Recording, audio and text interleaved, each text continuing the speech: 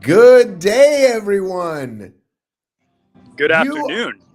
You are looking live at the beautiful, beautiful Theo out here in Abu Dhabi. Let's get him in the big screen. There we go. This signal is as clear as if you were at the rolling hills of Vermont. Yeah, any direction that you look, they have cell towers built out here. Is that good news or bad news? It's good news, yeah. I mean, because you can get a nice, clear signal anywhere over here if you're willing to pay for it.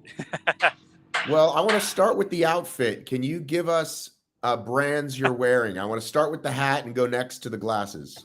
Sure. So I'm wearing my Spartan hat. Okay. And then I have my OCR WC Gooders. Nice. And then, let's see. I think this is a Salomon running shirt. You're skipping the gator, my friend. Don't skip the gator. Oh, this is cheap. But they're requiring masks for at least all the staff people. I'm not sure if it's everybody, but they're being really strict about the mask stuff as far as the UAE police that are out here. Interesting. Okay, good to know. Good to know. By the way, any questions, throw them up in here. We will attempt to answer them. Let us know where you're joining from. Good morning. Let us know where you're joining from. It's 8 a.m. Eastern, which means it's, hang on, don't tell me, 9, 10, 11, 12, 1, 2, 3. Is it 4 or 5 there? It is 5 p.m. Okay. Which is about 5 p.m. The sun is starting to go down behind the dunes. So it's going to get dark here within the next half hour. Okay. And right now I think about at the halfway point of the course. Okay. Before they go up, basically. And this is also the point where they come back down. So let me turn around. So people that think that this, when they talk about the sand dunes, they think it was a joke. No, it's no joke. If you can see behind me, it goes up and up and up. And you can see people with their dune buggies up at the very, very top. It is a long way up, but more importantly, it is a long, fast way down. Well, before we went live, you mentioned that there are dune buggies, flying all over the place, and it's all night long, which I assume interrupts your sleep schedule. Yeah. But the question is, what about during the race? Is this going to be? Yeah, that's a good question. Is this going to be Hildervat all over again with just random people hanging out? That's a good question. So there are people that have set up tents out in the dunes and are parking their trucks and stuff there overnight and sleeping in their vehicles or sleeping in tents, whatever. Now, I will say that just a couple of minutes ago, I dropped off some of the athletes, and there were police officers that looked like they were trying to block the entrances. And there was also one that was way up here at the top of the dune with its lights on. So I'm not sure if they're trying to minimize that presence. I do know that one of the a member of royalty out here is visiting right now, and that my understanding is they're trying to cut down on this exact thing from happening all night, but much less during the race. And today is actually the 50th anniversary of the founding of Abu Dhabi. So it's a big day of celebration. So apparently there's going to be a lot of people out here celebrating and doing fireworks, potentially, things like that. Well, that's very exciting. What athletes have you seen? Let's see. I've seen Ulrike and Ian Hosek and Annie Doobie. And, who else have I seen? And Leon and Ida. You were giving them rides? I gave Mr. Hosek and his wife a ride because getting from the festival area where the shuttle was dropping people off over to the tent area is a little bit of a trek, especially if you have all of your luggage and things with you still. Right. All right. We'll be sure to get them on the stories next time too. Oh, absolutely. I'm going to get lots of interviews throughout this evening and tomorrow before and after the race. Don't you worry. So have you slept in that tent yet, or have you arrived? You arrived in the middle of the day. Yeah. So I took a quick 30-minute nap in there, and I woke up just absolutely broiling. There's no airflow through that thing at all, and I feel like it was 20 degrees hotter inside the tent than it was outside the tent. Okay. So I actually left the tent into the sun in order to try and cool down. Okay. What do you think at night? What do the temps get down to that you may be able to actually sleep? Yeah, I think it'll be better. When I arrived, it was about 5:30 in the morning, and it was, I would say, it was enough for me to put on a long sleeve t-shirt. So probably the high 50s, 60s maybe. So it'll be comfortable once the sun goes down. But during the day, I mean, people complained about the Dallas Beast and Ultra having no shade. There's literally zero shade here at all. Well, that should be fun. It'll be fine. If people come in prepared and are hydrated and are aware of what they should have been training for and preparing for, then they should be okay. But, if people are signing up for a 50K trail on a whim, they're probably not going to make it through that first lap. I was one of those people. I know you were, buddy. Me and Chris R, we were joking on text messaging, and then I was like, okay, fuck it, let's do it. I said, but if you don't do it with me, I'm sure I'll bail. I'll say, oh, let's just do the half. So you got to stick with me. She's like, we're doing it. And then neither of us made it. So yeah, I was supposed to go out earlier and do a course tour and help out some of the staff with setting up some penalty loops and things. Unfortunately, driving in the sand is difficult if you don't have the right vehicle. So we only made it about 100 yards in before we had to turn around. So they were going to put you to work. They were going to put you to work, though. I love it. I volunteered. It was a good way to be able to go out and see the course and get some more footage for you, buddy. Well, dude, look at you. That's thinking. That's thinking. By the way, just trying to help. In honor of this, I'm wearing my Spartan Tahoe hoodie in honor of the World Championship week. It actually hit 40. Actually, it hit 30s here in the night, which is not always what happens. A couple nights ago, I had to get the old spatula out to scrape the car. I think I would prefer that here over the 80s. It was so humid. It was foggy when I was driving in. But you are a world traveler, right? Sure. This is definitely my first time to this area of Europe. Europe? Did you just call Abu Dhabi Europe? Yeah. It's not the Middle East. It's not the UAE. It's Europe. I mean, it's part of Europe, right? Is it? I think Europe stops at about Greece, doesn't it? Further south. I don't know, man. I thought you listen. When I was in Istanbul.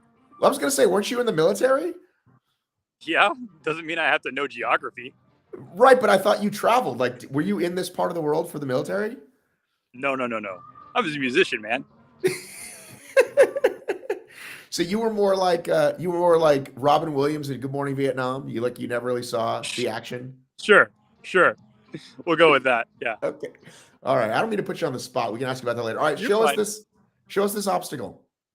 Oh yeah. So if you look behind me, I'll walk back to it. So this is the monkey in the middle obstacle, and I took a picture of it, posted it earlier, but I posted it backwards because I don't think the bells were here earlier. People got so mad. People were so angry at that post. You're right, and I don't know why. I didn't name the obstacle, but we don't ever see a variation like this in the States, so I thought it was a unique variation.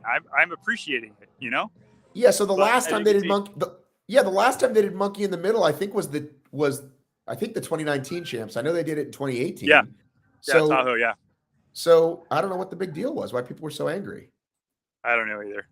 I mean, there's going to be some difficulty to it because we start with the monkey bars, which let me see if I can get you a shot of this.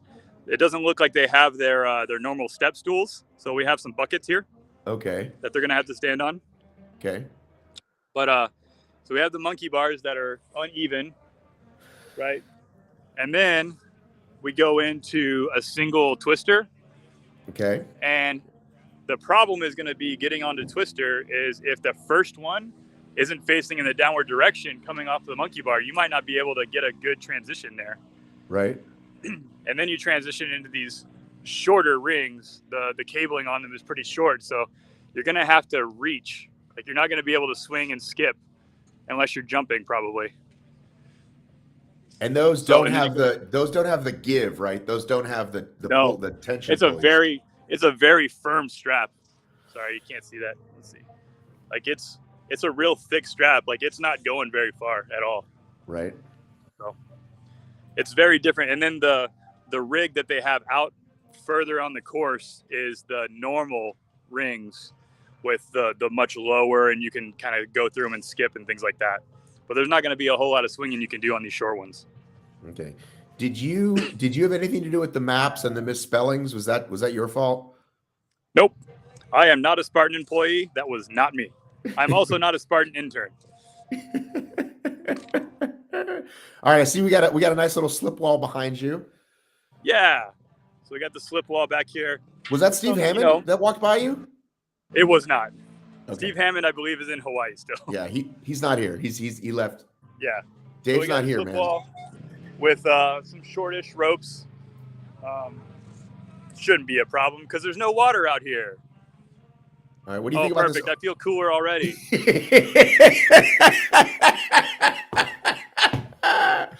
Well, funny enough, shortly before we went live, Dario had all the Tough Mudder obstacle names and shit lined up, and so I was like, "Oh shit, I can't." I had to fix that. So here's what you get instead. Nice. Listen, we got some dune buggies out here. Go commandeer a dune buggy. I don't think I want to do that here. Well, you tell them that ask them nicely. Ask them forcefully? Nicely. Okay, let's go check out the Sandbag. Yeah, so we got Sandbag. It looks like it's pretty similar to what we normally see. The top part is a little bit different. It's going to have a lot more movement to it because it's just a strap, the same strap that they're using for those rings over there. So the top is probably going to get a lot more movement whenever you're pulling on it if you don't keep constant pressure on it. Okay. And they've the fence. I'm not sure if you can see it here. It's a little kind of put together to add some sturdiness to it.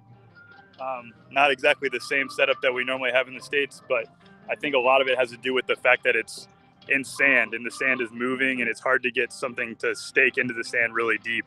Right. I know they were taking sledgehammers out and having to dig holes and then sledge the rebar into the ground to be able to get it deep enough to stay. I just want to point out something. I don't know if you know this. What's that?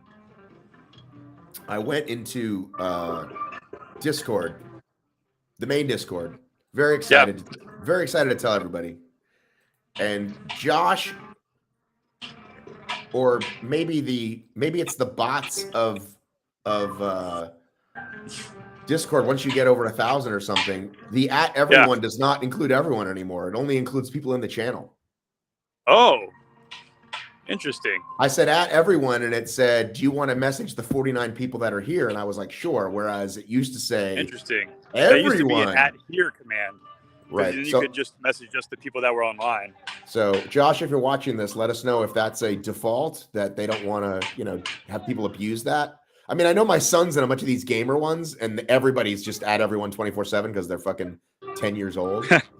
Anyway, I'm sorry. So I don't know if you can see behind me, but there's this fence area right here, and then behind it are these permanent stands that are set up for like fan viewing and spectator viewing. So people will be able to. Oh, and he's dead.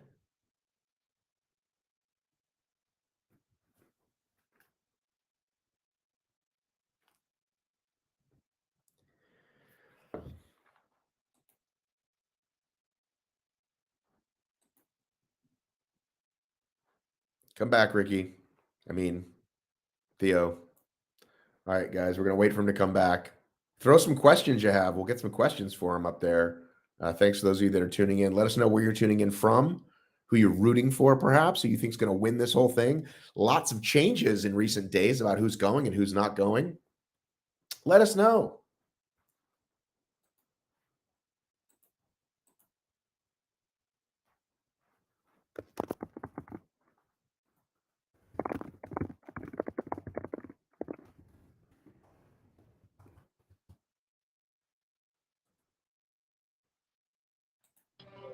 Hello, my friend. Hello. Am I back? You were talking about the stands behind you. Yeah. So these permanent concrete stands back here that they use for viewing like the dune buggy races that they do out here. Right. But it'll be a great place for people to hang out and be able to watch as the athletes sprint down this dune coming into the final couple of obstacles. It'll be a really cool place to watch. Have you thought about your plan for covering the race? How you're going to get around, or if you're going to get around, or should we try to do this and go live? Should we try to go live, or should we just shoot some video? I think I'm going to have to just shoot video because it's going to be. I'm not going to be able to keep up with them. There's 0% chance, and I want to make sure that I give the men and the women as much coverage as possible. Okay, I think that's good. So the men are basically going to have a 30-minute head start. So I'll have to cut them off probably right near where I'm standing after the ladies go off. Okay, quick note, quick update. UAE is in Asia, according to Google, which is what I thought. Okay. All right. The more you know. This says all I know is I'm 2 countries away from Africa. What time of the States will we be broadcasting? So the race will begin at 6:30 a.m. Eastern time, but we won't be going live, as we just said. We'll be posting videos to the feed, to the stories, And I'll definitely be posting all of the pre-race festivities as well. Okay, good idea. It's too bad we can't go live from the start, but I mean, I guess we could try. We're thinking out loud here, guys, which we probably shouldn't do, but we're doing it. I'm wandering towards the festival area so you guys can kind of see that too. Okay. Is there a race tonight? Is tonight the night race, or is that tomorrow? No, that's tomorrow. So the night race actually happens, and it will probably start right as the elite race is finishing. The night race starts at 6 p.m. And my understanding is that Spartan tried to set it up to where the first people finishing the elite race are finishing as the sun's going down behind the dunes. Okay. Okay, what is that over the stage? You got a spear throw. I see the spearman. Spear throw, yep. And then over here is the stage. Let's see, right there, yeah. Okay. The big stage set up. And then the whole festival area back here.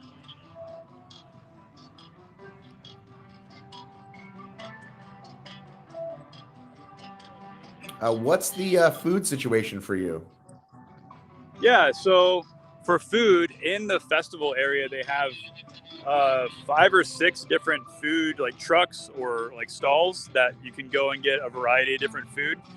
But then right outside of the festival area, there are some like permanent food truck kind of setups, like food building setups that have a variety of different food as well. And there's like a California coffee place. There's all kinds of stuff out here.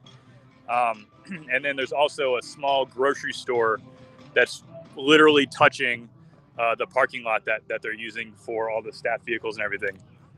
Are those elites behind you? I saw some people flying down that hill.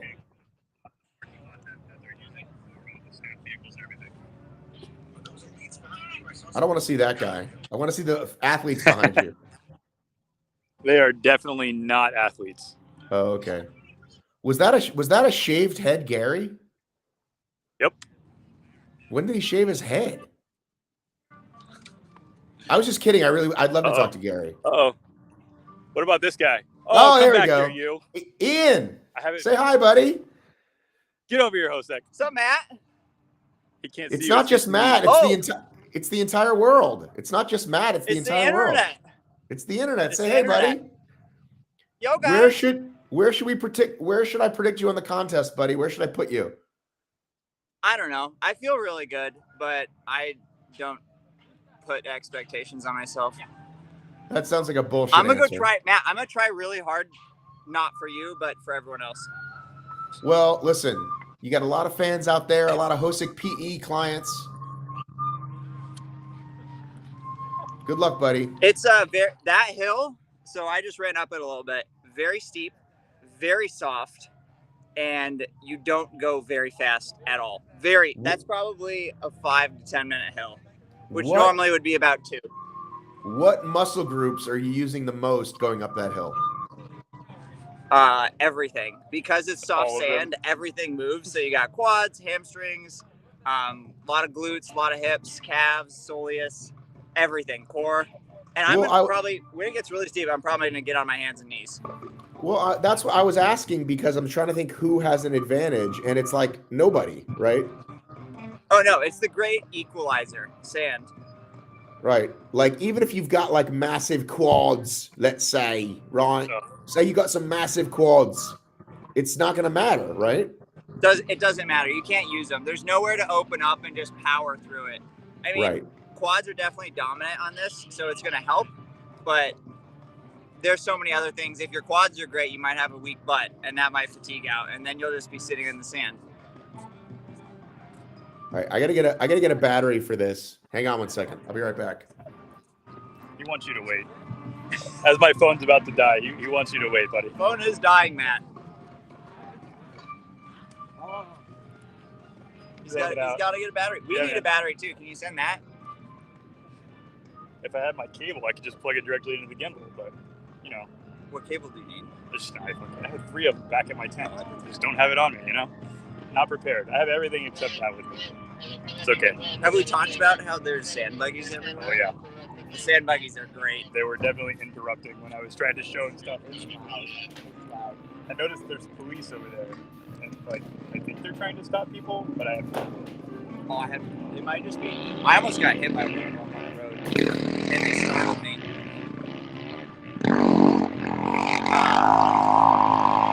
I'm going to go drink some water. It's got hydrogen.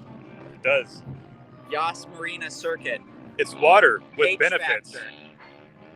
Hydrogen infused water. It's going to make me feel... That's their tagline. Great. Water with benefits. Is that really it? Yeah. It's on the box, buddy. I'm excited. Good seeing y'all. Take care.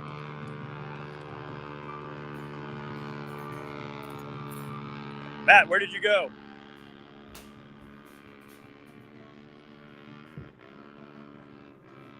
Hello, my friend. You there?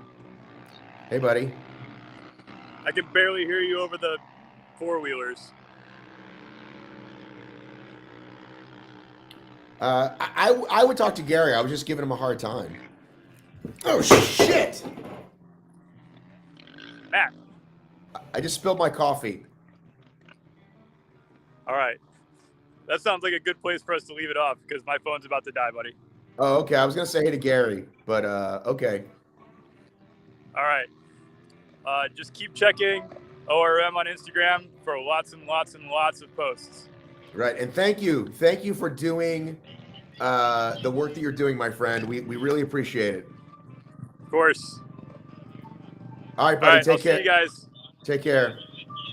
Bye. Bye. All right, guys. I fucking jumped my whole fucking coffee. I dumped my whole fucking coffee. I went to get a plug, and while I got the plug, I thought I'd get some coffee. And ooh, I almost got it on my wife's painting. So as he said, please come back here. There's not going to be a lot of live. We're going to focus on bringing you the content rather than live versus not live. So on race day, he'll be uploading the videos. So it won't be live. It'll be, 30 seconds or a minute after it happened, which is certainly worth it. But maybe we'll go live with him again, maybe after the race. We'll talk to some athletes, maybe. So listen, thanks so much for watching. Love ya. Miss ya. Mean it. I got to run.